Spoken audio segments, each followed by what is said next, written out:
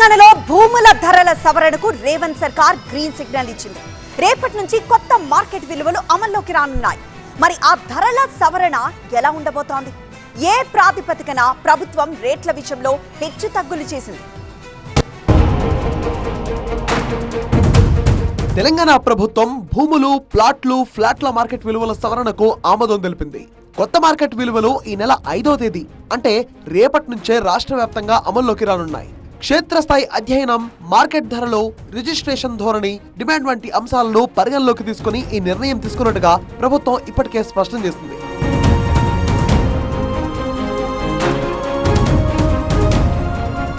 రాష్ట్రంలోని 144 sub registrar కార్యాలయం పరిధిలో భూముల మార్కెట్ విలువలు పెరిగాయి. Outer ring road, regional ring road, అభివృద్ధి కారిడార్లు వంటి ప్రాజెక్టుల ప్రభావాన్ని కూడా ప్రభుత్వం పరిగణలోకి తీసుకుంది.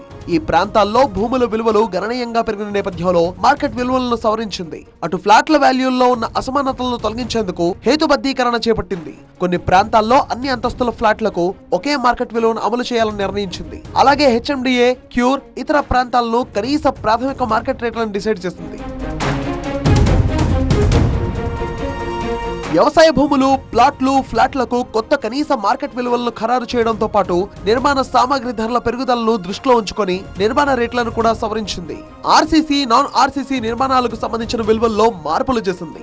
భూ లావాదేవీల్లో పారదర్శకతను పెంచడం, మార్కెట్ ధరలకు అనుగుణంగా రిజిస్ట్రేషన్ విలువలు నిర్ణయించడం ఈ సవరణల ప్రధాన లక్ష్యమని ఇప్పటికే మంత్రి పొంగులేటి శ్రీనివాసరెడ్డి స్పష్టం చేశారు. అయితే తెలంగాణ రాష్ట్రం ఏర్పడిన తర్వాత అప్పటి బీఆర్ఎస్ ప్రభుత్వం 2021-22లో భూముల రిజిస్ట్రేషన్ మార్కెట్ విలువలను సవరించింది. 2024లోనూ ప్రయత్నించినా అది సాధ్యపడలేదు. ఇప్పుడు మళ్లీ 4 ఏళ్ల తర్వాత కాంగ్రెస్ ప్రభుత్వం సవరణకు సిద్ధమైంది.